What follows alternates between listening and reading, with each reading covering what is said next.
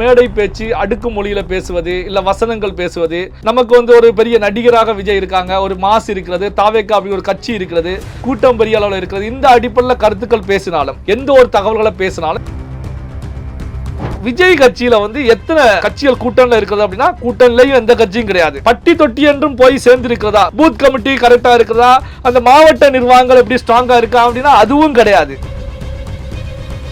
தஞ்சாவூர்ல ஒரு தொகுதி மிஸ் ஆயிருக்கு. என்ன காரணத்துக்காக மிஸ் ஆயிருக்கு? இந்த தொகுதியில வைத்தியலிங்கத்துக்கு செல்வாக்கு அதிகமா இருக்கு. வைத்தியலிங்கத்தை தூக்கி இங்க போடுப்பா. அப்ப 8 தொகுதியும் திமுக அடிக்குதான். சிந்தாமல் சிதறாமல் தமிழகத்தில் இருக்கக்கூடிய 234 தொகுதியிலையும் ஸ்ட்ராட்டஜியின் அடிப்படையில் தான் திமுக பேக் எண்ட்ல செயல்பட்டு இருக்காங்க. பாஜகவை ஒரு வரியில கூட விமர்சிக்க மாட்டேங்கிறாரு சார். இல்ல, அதுதான் நான் ஏற்கனவே சொன்ன பாத்தீங்களா, இந்த கரூர் இன்சிடென்ட்க்கு பிறகு டெல்லியில போயிட்டு காங்கிரஸ் பிடிவாதமாக எனக்கு இத்தனை தொகுதிகள் வேண்டும் அப்படின்னு சொல்லி அடம் பிடிப்பதற்கான காரணமே அதிமுக தான். இப்படி வைத்திருங்க ஓபிஎஸ், மனோஜ் பாண்டியன் இப்படி தொடர்ச்சியாக நம்மகிட்ட வந்தாங்களோ அதே போல அதிமுக இருக்கக்கூடிய எல்லாமே. திமுக 2வது முறை வெற்றி பெருமா பெறாதா அப்படின்னா, அப்ப எடப்பாடி பழனிசாமி அவர் கூட ஓபிஎஸ் போல திமுக ஐக்கியமாகி கருப்பு சிவப்பு வேஷ்டி கட்டிட்டு போகக்கூடிய காலம் உருவாவதற்கான வாய்ப்புகள் கூட இருக்கிறது.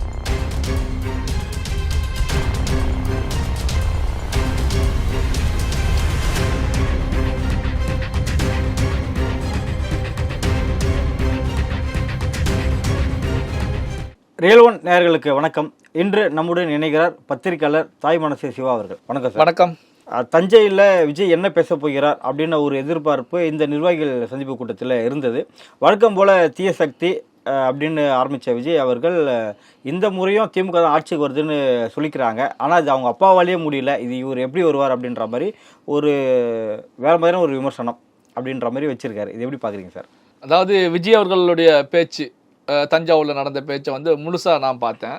விஜய் அவர்களை பொறுத்த வரைக்கும் வழக்கமாக எப்படி திமுகவை பெரிய அளவில் அட்டாக் பண்ணுவாங்களோ அதே போல தான் அட்டாக் பண்ணியிருந்தாங்க. ஆட்சிக்கு வந்த பிறகு நான் தாவேக்கா என்னென்னலாம் செய்யும் அப்படிங்கிற சில அறிக்கைகளையும் அங்கே வெளியிட்டிருந்தாங்க.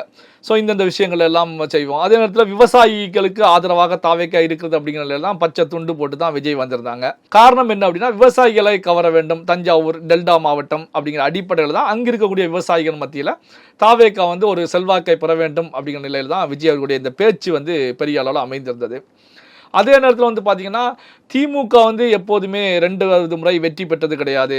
கலைஞர் கருணாநிதி அவர்களுடைய காலத்தில் கூட திமுக பொறுத்த வரைக்கும் ஒரு முறை தான் வெற்றி பெற்றிருக்கிறது. தொடர்ச்சியாக 2 முறை வெற்றி பெற்றது கிடையாது. மாறி மாறி தான் ஆட்சியில் அதிமுக திமுக வந்துட்டு இருந்தாங்க அப்படிங்கிற கருத்துக்களை முன் வச்சிருந்தாங்க. அதனால இந்த முறையும் திமுக அதே போன்ற ஒரு சூழ்நிலை தான் ஏற்படும். முதல்வர் ஸ்டாலின் தலைமையில் 2வது முறை திமுக வெற்றி பெறாது அப்படிங்கிற கருத்துக்களை தான் முன்வைக்கிறாங்க. அதில் பார்த்தீங்க அப்படின்னா, கடந்த தேர்தலில் கூட மு.க. ஸ்டாலின் அவர்களுக்கு ஜாதகத்தில் எந்த இடமுமே கிடையாது, ஆட்சிக்கு வர முடியாது, முதலமைச்சராக உட்கார முடியாது அப்படின்னு சொல்லி எதிரில் இருக்கக்கூடியவங்க பல்வேறு தரப்பட்ட விமர்சனங்களை முன் வச்சாங்க. அதே நேரத்தில் கருத்து கணிப்புகள், சர்வே ரிப்போர்ட்டுகளும் திமுக வெற்றி பெறுவதற்கான வாய்ப்புகள் குறைவு அப்படிங்கிற நிலையில் தான் தெரிவிச்சுக்கிட்டு இருந்தது. ஆனாலும் திமுக வெற்றி பெற்று அவற்றையெல்லாம் முறியடித்து தமிழக முதலமைச்சராக மு.க. ஸ்டாலின் அவர்கள் ஆட்சியில் அமர்ந்தாங்க. ஆட்சியில் அமர்ந்து இப்போ 5வது ஆண்டு நிறைவடைய போகிறது. 2026 சட்டமன்ற தேர்தல் வர இருக்கிறது. இன்னைக்கு நம்ம மேடை பேச்சு, அடுக்கு மொழியில பேசுவது, இல்ல வசனங்கள் பேசுவது, நமக்கு ஒரு பெரிய நடிகராக விஜய் இருக்காங்க, ஒரு மாஸ் இருக்கிறது, தாவேகா அப்படி ஒரு கட்சி இருக்கிறது, கூட்டம் பெரிய அளவில் இருக்கிறது. இந்த அடிப்படையில் கருத்துக்கள் பேசினாலும், எந்த ஒரு தகவல்களை பேசினாலும் இது நடைமுறை சாத்தியமா அப்படிங்கிறது தான் நம்ம பார்க்கணும். கள நிலவரம் எப்படி இருக்கிறது, பப்ளிக் பல்ஸ் எப்படி இருக்கிறது, இந்த விஷயங்களை தான் நம்ம பார்க்கணும். இன்னைக்கு பார்த்தீங்கன்னா, தமிழ்நாட்டு அரசியல் களத்தை எடுத்து பார்த்தீங்க அப்படின்னா, ஒரு வலிமையோடு இருக்கக்கூடிய ஒரு கட்சி, வலிமையோடு இருக்கக்கூடிய கூட்டணி அப்படின்னா யாரை சொல்ல முடியும்? எத்தனை கட்சிகளை சொல்ல முடியும்? ஒரே ஒரு கூட்டணியை தான் சொல்ல முடியும், திமுக தலைமையிலான கூட்டணி தான். என்ன காரணம் அப்படின்னா, ஆப்போசிட்ல தாவேக்காவை பொறுத்த வரைக்கும் அலையன்ஸே கிடையாது. இந்த பக்கம் அதிமுகவை எடுத்துக்கிட்டீங்க அப்படின்னா, கடந்த முறை இருந்தவர்கள் கூட இப்போ அதிமுகவில் இல்லை. அதிமுகவில் இருந்தவங்களும் பரவலாக வெளியேறி போயிட்டாங்க. அதே நேரத்தில் அதிமுக கூட்டணியில் இருந்த கட்சிகளும் பரவலாக வெளியேறிட்டாங்க.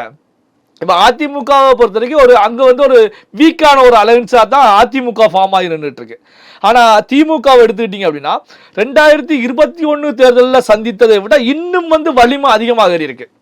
இப்போ எடுத்துக்காட்டுக்கு தஞ்சாவூர்ல 8 சட்டமன்ற தொகுதி இருக்கிறது. இந்த 8 சட்டமன்ற தொகுதியில 2021 திமுக 7 சட்டமன்ற தொகுதியில வெற்றி பெற்றிருந்தாங்க. ஒரு சட்டமன்ற தொகுதியில அதிமுக வெற்றி பெற்றிருந்தது. அப்போ வந்து பாத்தீங்கன்னா அந்த ஒரு சட்டமன்ற தொகுதியும் 2026 மிஸ் ஆகக்கூடாது. தஞ்சாவூர்ல இருக்கக்கூடிய 8 சட்டமன்ற தொகுதியிலும் திமுக வெற்றி பெற வேண்டும் அப்படிங்கிற அடிப்படையில தான் முதல்வர் மு.க. ஸ்டாலினோட வியூகத்தின் அடிப்படையில தான் பாத்தீங்க அப்படின்னா அந்த ஒரு தொகுதி, அந்த ஒரத்தநாடு தொகுதியில வெற்றி பெற்றவர் அதிமுக இரட்டை இலை சின்னத்தில் 2021 வெற்றி பெற்றவரை பொறுத்தவரைக்கும் இப்போ திமுகவில் இருக்காங்க வைத்திலிங்கம் அவர்கள். அப்போ பாத்தீங்கன்னா தஞ்சாவூர்ல ஒரு தொகுதி மிஸ் ஆயிருக்கு. என்ன காரணத்துக்காக மிஸ் ஆயிருக்கு? இந்த தொகுதியில வைத்திலிங்கத்துக்கு செல்வாக்கு அதிகமா இருக்கு. வைத்திலிங்கத்தை தூக்கி இங்க போடுப்பா, அப்ப 8 தொகுதியும் திமுக அடிக்குதான். இதுதான் அப்போ வந்து பாத்தீங்கன்னா சிந்தாமல் சிதறாமல் தமிழகத்தில் இருக்கக்கூடிய 234 தொகுதியிலையும் திமுக வந்து ஒரு வலிமையோடு இருக்க வேண்டும் அப்படிங்கிற அடிப்படை தான், ஸ்ட்ராட்டஜியின் அடிப்படையில் தான் திமுக வந்து பேக் எண்ட்ல செயல்பட்டு இருக்காங்க. இந்த அடிப்படையில் பார்த்தீங்கன்னா வரக்கூடிய கட்சிகள் எல்லாம் உள்ள இணைக்கிறாங்க. அதே நேரத்தில் யார் யாரெல்லாம் அதிமுக போன்ற கட்சிகளில் எதிர்த்து வெளியில நின்றுட்டு வர்றாங்களோ அவங்களுக்கு எல்லாமே ஒரு அடைக்கலம் கிடைக்கக்கூடிய ஒரு கட்சியாக தான் திமுக இருந்துகிட்டு இருக்கு. அதனாலதான் அதிமுகவுடைய முன்னாள் முதலமைச்சர் புரட்சி தலைவி ஜெயலலிதா அவர்கள் தான் என்னுடைய தெய்வம் அப்படின்னு சொல்லி பரவலாக பேசிக்கொண்டிருந்த ஓபிஎஸ் கூட வந்து பாத்தீங்க அப்படின்னா நான் தாய் கழகத்துக்கு வந்துட்டேன். ஏன்னா தாய் வீடு அப்படின்னா எப்போதுமே திறந்து கிடக்கும். அவன் பாத்தீங்கன்னா தாய் கழகத்துக்கு வந்துட்டேன் அப்படின்னு சொல்லிட்டு இப்போ உங்கள் பிசினஸ் இன்னும் அதிக மக்களை சென்றடைய வேண்டுமா? இன்றைய டிஜிட்டல் உலகில் சரியான ப்ரமோஷன் தான் வெற்றியின் முதல் படி. தமிழகம் முழுவதும் பல லட்சக்கணக்கான பார்வையாளர்களை தினமும் சென்றடையும் ரியல் ஒன் யூடியூப் சேனல்களில் உங்கள் பிசினஸ் இனி எல்லோரும் அறியட்டும். குறைந்த செலவில் அதிக ரீச். உங்கள் பிராண்டுக்கு நம்பிக்கையும் வளர்ச்சியும் சேர்க்க இன்றைய எங்களை தொடர்பு கொள்ளுங்கள். 9280087164. கருப்பு சிவப்பு வேஷ்டி உடுத்திக்கிட்டு முதல்ல ஸ்டாலின் அவருடைய படத்தை பாக்கெட்ல வச்சுக்கிட்டு போயிட்டு இருக்காங்க. அப்போ ஒரு கட்சியுடைய ஒரு முதலமைச்சரே வந்து இணையக்கூடிய அடிப்படையில் ஒரு திமுக செயல்படுகிறது அப்படின்னா அப்ப திமுக பலம் என்ன அப்படின்னு பாருங்க. அதே நேரத்தில் வீக்கா இருக்கக்கூடிய இடங்கள்ல எல்லாமே அங்க யார் ஸ்ட்ராங்கா பவர்ஃபுல்லா இருக்காங்களோ அவங்க எல்லாமே திமுக கொண்டு வரப்பட்டுட்டாங்க. அதே நேரத்தில் கூட்டணியிலையும் வந்து அலையன்ஸை பொறுத்த வரைக்கும் பல கட்சிகள் இணைஞ்சிருக்காங்க. இன்னும் கட்சிகள் இணையலாம் அப்படிங்கிற பேச்சு கூட போய்கிட்டு இருக்கு. அப்போ அதிமுகவே பார்த்து திணறிக்கிட்டு இருக்காங்க. ஏன்னா இந்த ரேஸ்ல வந்து நம்ம பார்ட்டிசிபேட் பண்ண முடியுமா அப்படிங்கிற கேள்வி வந்து அதிமுக மத்தியிலையும் பாஜக மத்தியிலையுமே இருந்துகிட்டு இருக்காங்க. இப்படியான ஒரு சூழ்நிலையில விஜயை பொறுத்த வரைக்கும் விஜய் கட்சியில வந்து எத்தனை கட்சிகள் கூட்டணியில் இருக்கிறது அப்படின்னா கூட்டணிலையும் எந்த கட்சியும் கிடையாது. அதே நேரத்தில் வந்து பாத்தீங்கன்னா விஜய் அவர்களை பொறுத்த வரைக்கும் சரி அந்த தாவேக்கா அப்படின்னு புதிதாக ஆரம்பிச்ச கட்சி பட்டி தொட்டி என்றும் போய் சேர்ந்திருக்கிறதா அப்படின்னா பூத் கமிட்டி கரெக்டா இருக்கிறதா, அந்த மாவட்ட நிர்வாகங்கள் எப்படி ஸ்ட்ராங்கா இருக்கா அப்படின்னா அதுவும் கிடையாது. இது எல்லாம் இல்லாமலே எப்படி களத்துல நின்று ஜெயிக்க முடியும்? அப்போ வந்து பாத்தீங்கன்னா அப்போ ஒரு ஆள் ஒன்மேன் ஆர்மி அப்படிங்கிறது சினிமாவில் பேசுறதுக்கு வேணும்னா வசனங்கள் கரெக்டா இருக்குமே தவிர நடைமுறைக்கு சாத்தியம் இல்லாத ஒரு விஷயம் தான். அதாவது வந்து பாத்தீங்கன்னா தமிழக மக்களை பொறுத்த வரைக்கும் இப்போ விஜய்க்கு வந்து செல்வாக்கு இருக்குது. விஜய்க்கு வந்து ஒரு நடிகராக பெரிய அளவில் செல்வாக்கு இருக்கிறது. அதே நேரத்தில் வந்து பாத்தீங்கன்னா ஒரு கட்சி ஆரம்பிக்கும் போதும் விஜய்க்கு வந்து பெண்கள் மத்தியில் ஒரு விதமான செல்வாக்கு உருவாகி இருக்கு.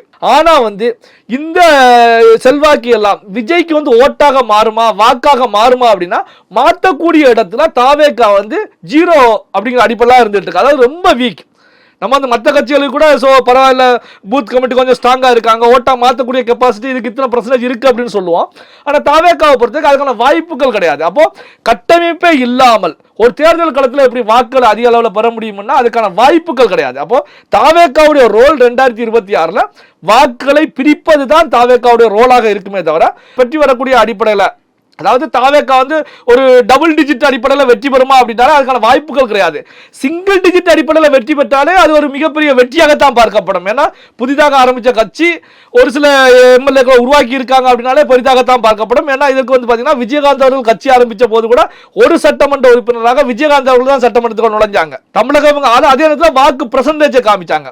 இதே போன்ற நிலைதான் உருவாகும். அப்போ வந்து பார்த்தீங்கன்னா இப்போ இருக்கக்கூடிய சூழ்நிலையில திமுக வந்து 2வது முறை வெற்றி பெறுமா பெறாதா அப்படின்னா வெற்றி பெறக்கூடிய நிலையில தான் திமுக வந்து ஒரு ஸ்ட்ராங்கான ஒரு கட்சியா இருந்துட்டு இருக்கு. அதாவது இப்போ தேர்தல் நடந்தா கூட திமுக பொறுத்த வரைக்கும் சாலிடா ஒரு 200 தொகுதியில் அடிக்கக்கூடிய கெப்பாசிட்டியோட இருக்காங்க. ஃபேஸ் வேல்யூவான லோக்கல் கேண்டிடேட்டுகள் இருக்காங்க, லோக்கல் லீடர்ஸ்கள் இருக்காங்க, நிர்வாகிகள் இருக்காங்க. அதே நேரத்தில் தேர்தலை சந்திப்பதற்கு எந்தெந்த செக்டார்ல எல்லாம் ஸ்ட்ராங்கா இருக்க வேண்டுமோ அந்தந்த செக்டார்ல எல்லாமே திமுக ப்ரீ பிளான்டா வந்து தற்போதைய நிலையிலேயே ஸ்ட்ராங்கா இருந்துட்டு இருக்காங்க. அப்போ இப்படிப்பட்ட ஒரு சூழ்நிலையில திமுக 2வது முறை வெற்றி பெறுவதற்கான வாய்ப்புகள் இல்லை அப்படிங்கிறது ஒரு மேடை பேச்சுக்கு சரியானதாக இருக்குமே தவிர யதார்த்தமாக பார்க்கும்போது அதெல்லாம் வந்து நம்ம பெரிதாக எடுத்துக்கொள்ளவே முடியாது. தமிழ்நாட்டில் டெல்லி அப்படின்றாங்க, ரெய்டுன்னு வந்துட்டா டெல்லிக்கு வெள்ளக்கூட பிடிச்சின்னு போகிறாங்க அப்படின்னு விஜய் அவர்கள் இந்த மீட்டிங்கில் பேசியிருக்காரு. இது வந்து பார்த்தீங்கன்னா திமுகவுக்கு ஒரு பின்னடைவை ஏற்படுத்துமா, இல்லை பாஜக ஒரு பலத்தையும், இல்லை தாவேக்காவுக்கு ஒரு பலத்தையும் ஏற்படுத்துமா, இவ்வளோ இந்த பேச்சு அமைஞ்சிருக்காங்க. இல்ல, அதாவது வந்து தொடர்ச்சியாக இது போன்ற கருத்துக்களை தான் முன் வச்சுக்கிட்டு இருக்காங்க. பிரச்சனை என்ன, டெல்லிக்கு போறாங்க அப்படின்னு. அதாவது அரசியல் அப்படின்னாலே, இப்ப அரசியல் செய்வது அப்படின்னாலே அரசியலே அப்படிதான். அதாவது வந்து சாணக்கியத்தனம் அப்படின்னு நம்ம சொல்றோம். சாணக்கியத்தனம்னா என்ன? கிரிமினல் தனங்கள் தான் சாணக்கியத்தனம். அதாவது எதிரிகளை வீழ்த்துவது எப்படி, சூழ்ச்சி பண்ணி வீழ்த்துவது எப்படி. அது சூழ்ச்சி அப்படின்னாலே நம்முடைய இதுல வந்து பாத்தீங்கன்னா ஒரு நியாயமான ஒரு வார்த்தை அப்படின்னு எடுக்க முடியாது. அப்போ வந்து அரசியல் களத்தை பொறுத்த வரைக்கும், அரசியல் நிலவரத்தை பொறுத்த வரைக்கும் அந்தந்த சூழ்நிலைக்கு ஏற்றாற் போலதான் அரசியல் களத்தில் முடிவுகள் எடுப்பாங்க. இதில் வந்து திமுக இப்படி இருக்காங்க, அதிமுக அப்படி இருக்காங்க, விஜய் இப்படி இருக்காங்கன்னு சொல்ல முடியாது. விஜய் அவர்கள் கூட அவருக்கு இந்த கரூர் இன்சிடென்ட் நடக்கும்போது எங்க எந்த கொடி எடுத்துட்டு டெல்லிக்கு போறாங்க அப்படிங்கிறது தமிழகத்துக்கே தெரியும். டெல்லியில வந்து தாவேகா சார்பில் வந்து ஆதவ அர்ஜுனா போய் யாரை சந்திச்சாங்க, டெல்லியில யார் யாரெல்லாம் சந்திச்சாங்க, யார் யார்கிட்டலாம் ஆதரவு கேட்டாங்க, யார் மூலமாக அங்க நகர்வுகளை நகர்த்தினாங்க. அப்போ வந்து பாத்தீங்கன்னா ஒவ்வொரு நிலைகள் ஏற்படும் போது அப்போ மற்ற அரசியல் செய்யக்கூடிய சூழ்நிலைகள், மற்ற கட்சியில் இருக்கக்கூடிய மற்ற பேசக்கூடிய நிகழ்வுகள் எல்லா கட்சிகளும் ஃபாலோ பண்ணிக்கிட்டு தான் இருக்காங்க. இதுக்கு தாவேக்காவும் விதிவிலக்கு கிடையாது. ஏன்னா கரூர் இன்சிடென்ட் வந்து நமக்கு தெரியும், டெல்லியில யார்கிட்ட பேசுனாங்க, எந்த கட்சிகிட்ட பேசுனாங்க அப்படின்னு சொல்லி. அதே போல ஒரு சில பிரச்சனைகள் வரும்போது திமுக அதிமுக போன்ற கட்சிகள் டெல்லியில பேசுவது பாத்தீங்கன்னா, ஒரு கட்சி இருக்கிறது அப்படின்னா அந்த கட்சியில வந்து அரசியல் ரீதியாக எதிர்ப்பே தவிர, கொள்கை ரீதியான எதிர்ப்பே தவிர தனிப்பட்ட பிரச்சனைகள் எதுவுமே கிடையாது. முதல்வர் மு க ஸ்டாலின் அவர்களோட பேசும்போது சொல்லுவாங்க, கொள்கை ரீதியாகத்தான் பாஜக எங்களுக்கு எதிரி. என்னன்னா பாஜகவுடைய கொள்கை வேற, எங்களுடைய கொள்கை வேற. அதுக்காக ஒட்டும் இல்ல உறவும் இல்ல அப்படிங்கிற விஷயங்கள் எல்லாம் கிடையாது. கொள்கை ரீதியான எதிர்ப்பு. இப்போ தாவேகா விஜய் அவர்களோட பாஜக கொள்கை எதிரி, திமுக அரசியல் எதிரி அப்படின்னு சொல்லியிருக்காங்க. ஸோ அது என்ன, கொள்கை எதிரி அரசியல் எதிரி. ஸோ அப்போ வந்து பார்த்தீங்கன்னா இப்போ விஜயோடைய பேச்சை பொறுத்தவரைக்கு பெரிய அளவில் இது வந்து ஒரு பெரிய அளவில் பேசப்படும், திமுக ஒரு மைனஸாக அமையும், இதெல்லாம் கிடையாது. இந்த நேரத்தில் இது திமுகவை விமர்சிப்பதற்கு விஜய் அவர்கள் எடுத்துக்கொண்ட வரிகள் அப்படின்னு சொல்லி தான் நம்ம பார்க்க முடியும். பாஜகவை ஒரு வரியில கூட விமர்சிக்க மாட்டேங்கிறாரு சார், அதாவது சிபிஐ இன்வெஸ்டிகேஷன் பிறகு. இல்ல, அதுதான் நான் ஏற்கனவே சொன்னேன் பாத்தீங்களா, இந்த கரூர் இன்சிடென்ட்டுக்கு பிறகு டெல்லியில போயிட்டு தாவேகா சைட்ல இருந்து அவங்க என்ன கொடி பிடிச்சிட்டு போறாங்க, அந்த கொடி யார்கிட்ட பிடிச்சிட்டு போறாங்க, யாரை போய் மீட் பண்ணாங்க அப்படிங்கிறது தானே பார்க்கணும். இப்போ ஏற்கனவே வந்து பாஜக வந்து கொள்கை எதிரி அப்படிட்டாங்க. இப்போ இந்த மேடையில் பாஜகவே விமர்சிக்கல. அப்போ பாஜக சைட்லயும் தாவேகா வெள்ளை கொடியோடு போயிருக்கிறதா? அப்போ பாஜக காங்கிரஸ் போன்ற கட்சிகள் வெள்ளை கொடியோட பாஜக சைடு செல்கிறாங்க அப்படின்னா தாவேகா சைட்ல இருந்து இந்த வெள்ளை கொடி ஏந்தி சென்றவங்க யாரு? அப்போ விஜய் கூட அனுமதி இல்லாமல் இவங்க போறாங்களா? விஜய் அனுப்பி வச்சதுனால தான் அங்க போனாங்க. அப்போ வந்து பாத்தீங்கன்னா இது அரசியல நடக்கக்கூடிய நிகழ்வுகள் தான். அவங்களுக்கு ஒரு ஆபத்து பாதிப்பு அப்படின்னு ஏற்படும் போது அங்க டெல்லியில வந்து ஆட்சியில் இருக்கக்கூடியவர்களை சந்தித்து பேசுவது, அவர்கள் மூலமாக காய்களை நகர்த்துவது எல்லா கட்சியும் செய்யக்கூடிய ஒரு செயலாக தான் இது இருந்துட்டு இருக்கு. இதுல வந்து தாவேக்காவும் விதிவிலக்கு கிடையாது, திமுகவும் விதிவிலக்கு கிடையாது. இந்த தேர்தலில் திமுக கணிசமான அதிக இடங்களை வெல்லும் அப்படின்னு சொல்லியிருந்தீங்க. அப்படின்னா அதிமுக எத்தனை இடங்களை பிடிக்கும், அதிமுகவோட எதிர்காலம் அடுத்து எப்படி இருக்கும்? இல்ல, இப்போ நீங்க கேட்கும் போதா என்ன காரணம் அப்படின்னா, இப்ப காங்கிரஸ் கட்சி திமுக கிட்ட எங்களுக்கு வந்து 40 தொகுதிகள் வரைக்கும் வேண்டும் அப்படின்னு சொல்லி அடம் பிடிச்சாங்க. கடந்த காலத்துல முதலமைச்சர் ஸ்டாலின் அவர்கள் எத்தனை தொகுதியை கொடுத்தாங்களோ அதை வாங்கிட்டு பொட்டி பாம்பாக சென்ற காங்கிரஸ் கட்சியை பொறுத்த வரைக்கும் இந்த முறை வந்து காங்கிரஸ் கட்சியை சமாளிப்பது முதல்வர் ஸ்டாலின் அவர்களுக்கு பெரிய சவாலாகவே இருந்துட்டு இருந்துச்சு. காரணம் என்ன அப்படின்னா, எங்களுக்கு 41 தொகுதி வேணும், 38 தொகுதி வேணும், 35 தொகுதி வேணும் அப்படின்னு சொல்லி டிமாண்ட் வச்சுக்கிட்டே இருந்தாங்க. பேச்சுவார்த்தை நடந்துகிட்டே இருந்தது. இந்த கூட்டணி தொடருமா அப்படிங்கிறது வந்து முதல்வர் ஸ்டாலின் அவர்களே தொடருமா தொடராதா அப்படிங்கிற ஒரு நிலையில தான் இருந்திருந்தாங்க. காரணம் என்ன அப்படின்னா, அந்த அளவுக்கு இவங்க பிரஷர் கொடுத்துட்டு இருந்தாங்க. அதே நேரத்தில் திமுக பொறுத்த வரைக்கும் புதிதாக வந்த கட்சிகளுக்கு சீட் கொடுக்கணும் அப்படிங்கிற அடிப்படையில் தான் காங்கிரஸுக்கு வந்து முதல்ல 25 தொகுதிகள் அப்படின்னு சொல்லி தான் பேசிட்டு இருந்தாங்க. 25 தொகுதியெல்லாம் கொடுக்க முடியும், கடந்த தேர்தலில் கொடுத்த தொகுதியெல்லாம் கொடுக்க முடியும் அப்படி தான் பேசிட்டு இருந்தாங்க. ஆனாலும் இவங்க அடம் பிடிச்சிருந்தாங்க.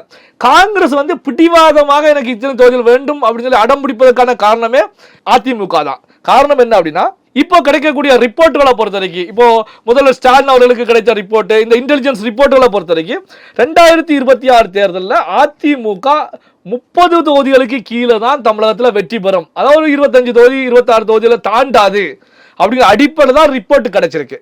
இதே போலதான் காங்கிரஸ் கட்சிக்கும் டெல்லியில ராகுல் காந்தி அவர்களுக்கும் கிடைச்ச ரிப்போர்ட்டை பொறுத்த வரைக்கும் தமிழகத்தில் அதிமுக வலுவிழந்து விட்டது. அதிமுக பாஜக கூட்டணி ஒரு 25 தொகுதியில தாண்டாது, அதுக்குள்ள கிடைக்கும் அப்படிங்கிற ரிப்போர்ட் கிடைச்சதுனால தான் காங்கிரஸ் வந்து ஒரு கணக்கு பண்றாங்க. என்ன கணக்கு பண்ணாங்க அப்படின்னா, அப்ப 2026 தேர்தலில் நாம வந்து எதிர்கட்சியா உட்கார்ந்துடலாம். அப்ப எதிர்கட்சியா உட்காரணும் அப்படின்னா 25 தொகுதிகளுக்கு மேல நாம வெற்றி பெற்றோம் அப்படின்னா அதிமுகவை விட விட 2 தொகுதி அதிகமா வெற்றி பெற்றுட்டோம் அப்படின்னா தமிழ்நாட்டில் எதிர்க்கட்சி நாம தான். அப்போ குறைந்தது ஒரு 35-40 தொகுதியில நம்ம போட்டிவிட்டோம் அப்படின்னா எப்படி ஒரு 35 தொகுதியில போட்டிவிட்டா கூட ஒரு 30 தொகுதியில வெற்றி பெற்று விடலாம். அப்ப எதிர்க்கட்சிக்கு வந்து உட்கார்ந்துடலாம். அப்போ 1967க்கு முந்தைய நிலையில ஆட்சியில இருந்த நாம அதற்கு பிறகு தமிழகத்துல காணாமலே போயிட்ட எதிர்க்கட்சி அப்படிங்கிற நிலைக்கு கூட வரல. அந்த எதிர்க்கட்சியை வந்து இப்ப 2026ல புதிய ஒரு திருப்பு முனையாக எங்களுக்கு அமைஞ்சிருக்கு அப்படிங்கிற அடிப்படையில் தான் அதிக தொகுதியில கேட்டுட்டு இருந்தாங்க. அப்ப முதல்வர் ஸ்டாலின் அவர்களை பொறுத்தவரைக்கும் இந்த விஷயம் புரிஞ்சுக்கிட்டதுனால தான் எதிரில் இருக்கக்கூடிய அதிமுக எதிர்க்கட்சியாக அமர்வது திமுகவுக்கு வந்து எந்த விதமான பிரச்சனையும் கிடையாது எதிர்காலத்தில். காரணம் என்ன அப்படின்னா அதிமுக கரைஞ்சு போய்கிட்டு இருக்காங்க. 30 தொகுதிகளுக்கு கீழே வெற்றி பெற்று விட்டால் வந்து அதிமுக பெரிய அளவில் மோதல்கள் உருவாகும். தேர்தல் முடிந்த பிறகு அதிமுக வந்து இன்னும் பல அணிகளாக உடையும் போது எதிர்காலத்தில் வந்து பார்த்தீங்கன்னா அதிமுகவில் இருக்கக்கூடிய முக்கியமானவர்கள்லாம் திமுகவில் வந்து ஐக்கியமாவதற்கான வாய்ப்புகள் இருக்கிறது. எடுத்துக்காட்டுக்கு எடப்பாடி பழனிசாமி அவர்கள் கூட இந்த தேர்தலில் தோல்வி விட்டால் அங்கு வந்து பொதுச் செயலாளராக நீடிக்க முடியுமா அப்படி ஒரு கேள்வி உருவாகும் போது அவர் கூட ஓரம் கட்டுப்படுவதற்கான ஒரு வாய்ப்புகள் இருக்கும். அப்ப எடப்பாடி பழனிசாமி அவர் கூட ஓபிஎஸ் போல திமுக ஐக்கியமாகி கருப்பு சிவப்பு வேஷ்டி கட்டிட்டு போகக்கூடிய காலம் உருவாவதற்கான வாய்ப்புகள் கூட இருக்கிறது. அப்போ வந்து பாத்தீங்கன்னா அப்போ வந்து அதிமுக வந்து கரைந்து காணாம போயிடும். முக்கியமானவர்கள் எப்படி வைத்திலிங்கம், ஓபிஎஸ், மனோஜ் பாண்டியன் இப்படி தொடர்ச்சியாக நம்மகிட்ட வந்தாங்களோ அதே போல அதிமுக இருக்கக்கூடிய எல்லாமே இங்க வந்துருவாங்க. ஆனால் காங்கிரஸ் கட்சி எதிரில் உட்கார்ந்துட்டாங்க அப்படின்னா அதற்கு அடுத்த தேர்தலில் காங்கிரஸ் கட்சி தன் தலைமையில வந்து ஒரு அலையன்ஸை தமிழ்நாட்டில் உருவாக்குவாங்க. நமக்கு சவாலாக காங்கிரஸ் கட்சி தலை தூக்கி விடும். அப்போ காங்கிரஸ் கட்சி எதிர்கட்சியாக வரக்கூடாது அப்படிங்கிற நிலையில தான் முதல்வர் ஸ்டாலின் அவர்களும் பிடிவாதமாக 25 தொகுதி தான் கொடுப்போம், 28 தொகுதி தான் கொடுப்போம் அப்படிங்கிற நிலையில பிடிவாதமாக இருந்தாங்க. வேணா வாங்கிக்கங்க, இல்லைன்னா நீங்க போய் தாவேகா கூட கூட்டணி வச்சாலும் கவலை இல்லை அப்படிங்கிற நிலையில இருந்தாங்க. இப்போ வந்து பாத்தீங்கன்னா ஒரு 28 தொகுதி பிளஸ் 2 ராஜ்யசபா சீட் அப்படிங்கிற அடிப்படையில் காங்கிரஸ் ஒத்துக்கிட்டதா தான் செய்திகள் வந்துட்டு இருக்கு. பாத்தீங்கன்னா 30 தொகுதிகளை காங்கிரஸுக்கு தாண்டாது. அந்த 28 அல்லது 29 தொகுதி தான். நீங்க தலைகளா நின்னாலும் ஒரு 20 தொகுதி 25 தொகுதி தான் ஜெயிக்க முடியும். நீங்க எதிர்கட்சியா உட்காரக்கூடாது அப்படின்னா முதல்வர் அவருடைய வியூகம் தான் இங்க வந்து காங்கிரஸுக்கு நீங்க இருக்கிறதுனா இத்தனை தொகுதி தான் கொடுக்க முடியும், வெளியே போனாலும் கவலை இல்லை அப்படிங்கிற நிலையில இருந்துட்டு இருக்காங்க.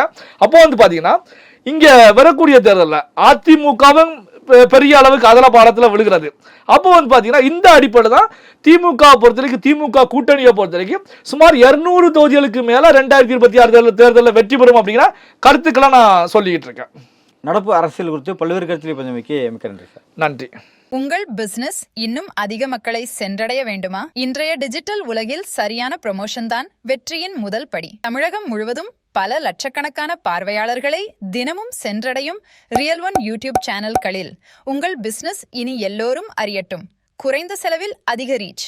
உங்கள் பிராண்டுக்கு நம்பிக்கையும் வளர்ச்சியும் சேர்க்க இன்றே எங்களை தொடர்பு கொள்ளுங்கள். 928 00 87 164.